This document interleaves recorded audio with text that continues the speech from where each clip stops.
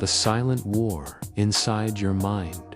Imagine waking up one day and realizing you've been at war, but there are no bombs, no bloodshed, and no clear enemy, just silence. A kind of silence that hums underneath every thought you have.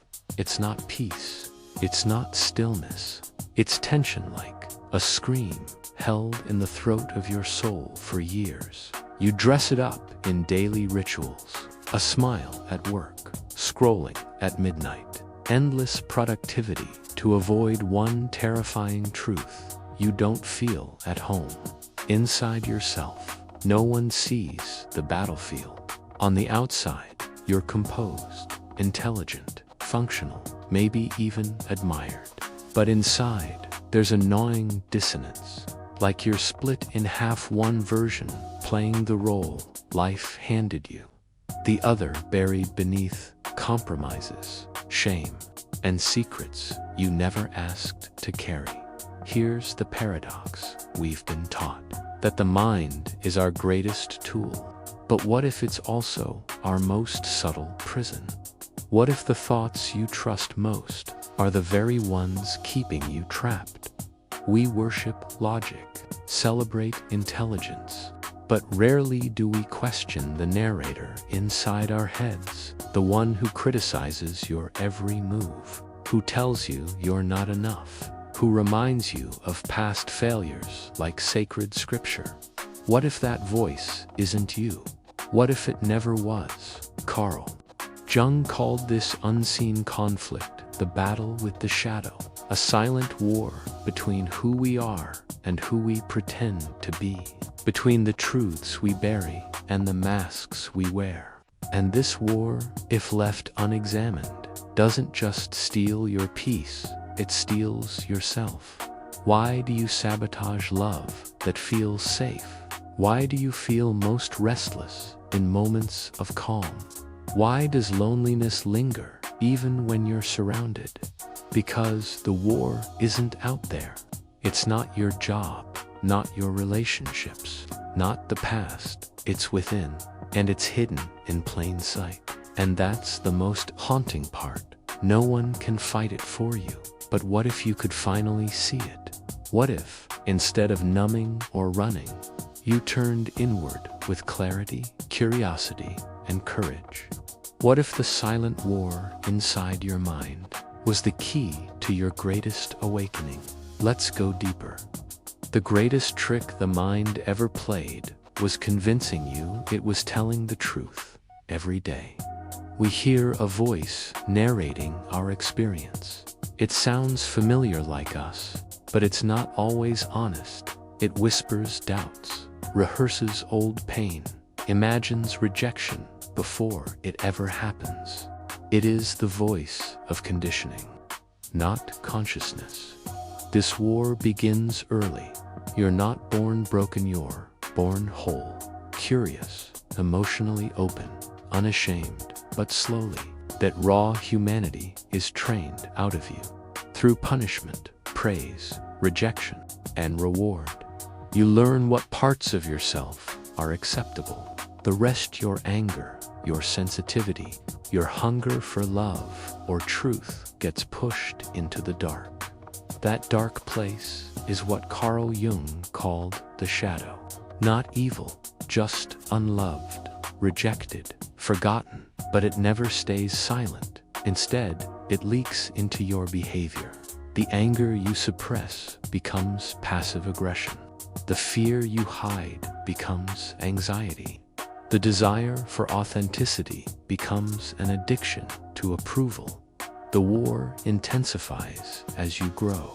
You wear masks so well, you forget they're masks. You become your resume, your relationship status, your curated online image. But underneath the persona is a self that's starving, dying to be seen without performance. Philosopher Jean-Paul Sartre called this the burden of bad faith. Living a life inauthentic to your true nature to avoid the responsibility of freedom. You pretend to be what others expect, and in that pretending, you lose access to your real choices, and society rewards you for it. Be productive, be agreeable, be attractive, be liked, but never be too emotional, too intense, too honest. So you split in two, a social self and a secret self. And the further apart they grow, the louder the war becomes.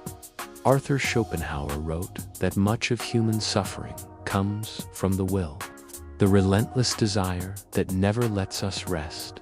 We chase goals thinking they'll fulfill us, but they often distract us from the deeper war within, the longing to just be whole. The result: you can be successful and still feel empty. You can be surrounded and still feel unseen. You can know everything intellectually, but feel lost emotionally. Because this isn't a war you fight with facts. It's one you resolve through awareness. But awareness hurts. It means confronting the lies that protected you. It means grieving the parts of yourself you exiled. It means facing the fear that maybe you've been living someone else's life. And yet, it's the only way forward. Because when you stop resisting the war, you begin to understand it. And that understanding changes everything. This inner war doesn't scream, it whispers. It whispers when you hesitate to speak your truth, when you laugh at a joke that hurts, when you ghost someone who gets too close, when you obsess over perfection instead of presence. It shows up in your body: tight shoulders, clenched jaws, chronic fatigue, because the mind doesn't store trauma, the body does. Gabor Maté writes, "The attempt to escape from pain is what creates more pain. We escape through distraction, endless scrolling, overworking, shallow relationships, substances, self-improvement, disguised as self-rejection. This is not healing. It's avoidance in a prettier costume. Cognitive psychology calls it confirmation. Bias, the tendency to seek information that supports what we already believe. And if you believe you're unworthy, your brain will filter reality to confirm it. So even love feels threatening. Even rest feels unsafe. Even joy feels temporary.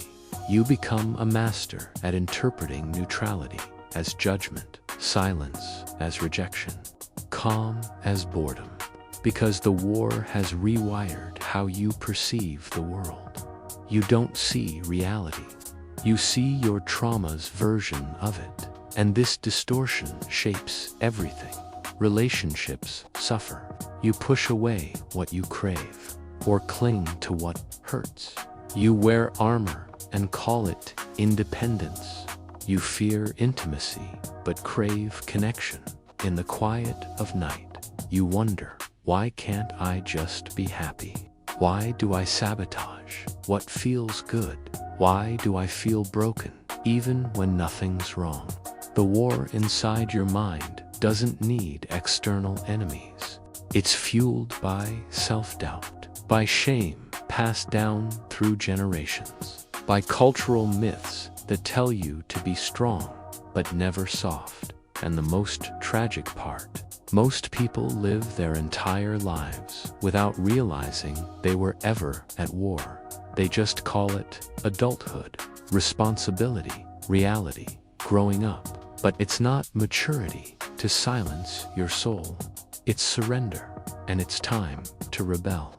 The first act of rebellion is not resistance, it's awareness. You cannot fight a war you refuse to see. And once you see it, you must refuse to pretend. Radical healing doesn't start with fixing yourself. It starts with the quiet, courageous act of telling the truth. I am not okay. I feel lost. I'm tired of performing. In a world that rewards perfection, honesty is revolutionary. Carl Jung believed the greatest work of our lives is individuation. the process of integrating the conscious and unconscious into a whole self. Not perfect, not sanitized, but whole. This means welcoming your contradictions, your rage and your tenderness, your ambition and your exhaustion, your longing to be seen and your fear of being known. Real transformation begins when you stop trying to become someone better and start becoming someone real. Viktor Frankl, a Holocaust survivor and psychiatrist, wrote that between stimulus and response, there is a space, and in that space lies our freedom. That space is your battleground, but also your sanctuary. In that pause, you can choose presence over reaction, compassion over judgment, curiosity over control. This is not easy. You'll be tempted to retreat into numbness, to armor up, to perform your old identity one more time because it feels safer than freedom. But safety is not peace. It's just familiar pain.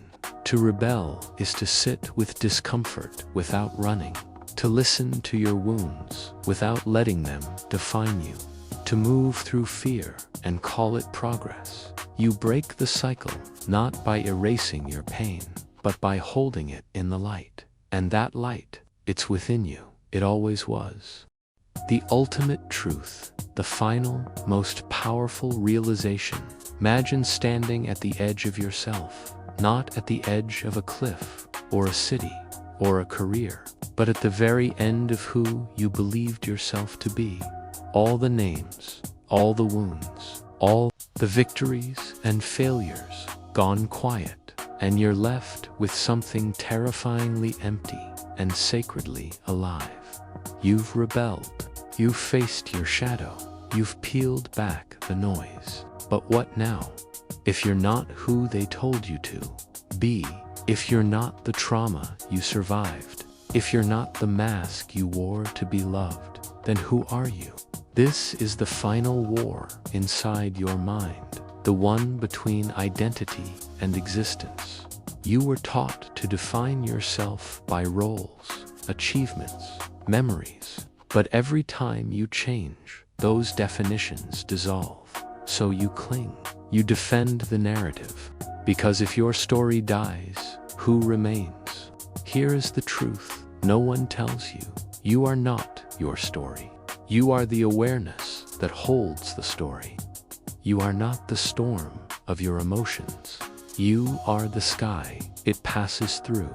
And if you can learn to watch your pain without becoming it, if you can learn to witness your thoughts without obeying them, you will discover the most profound liberation possible.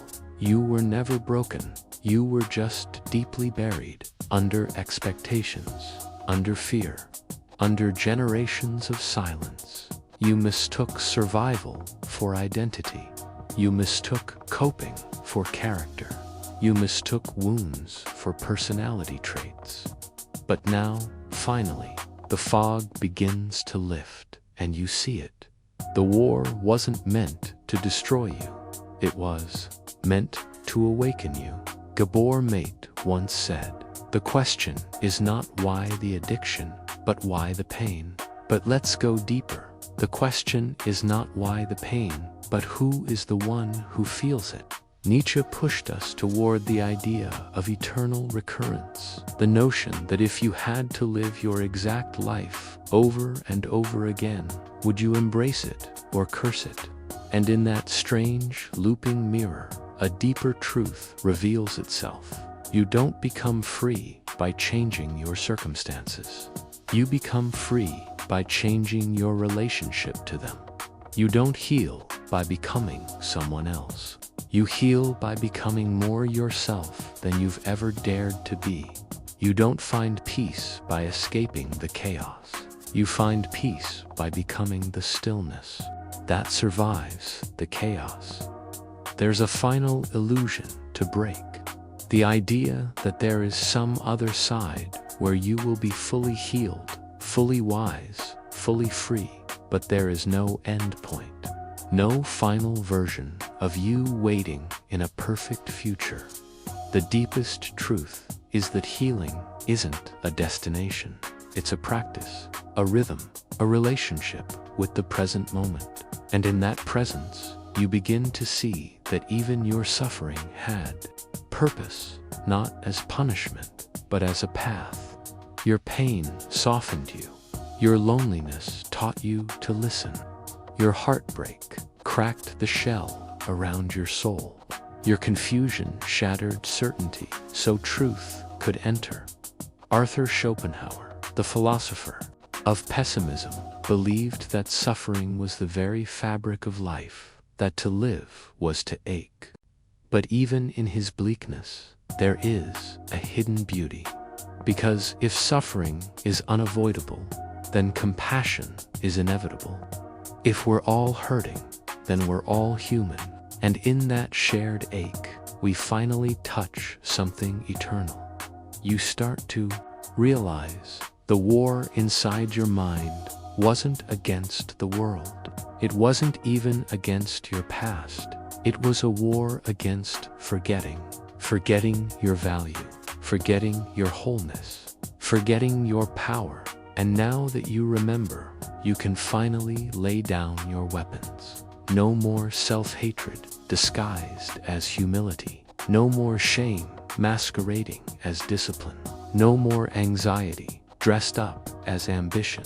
The silence in your mind is no longer a battlefield. It's a cathedral. And what once felt like a war now feels like a prayer. So what now? You live, but not the way you used to.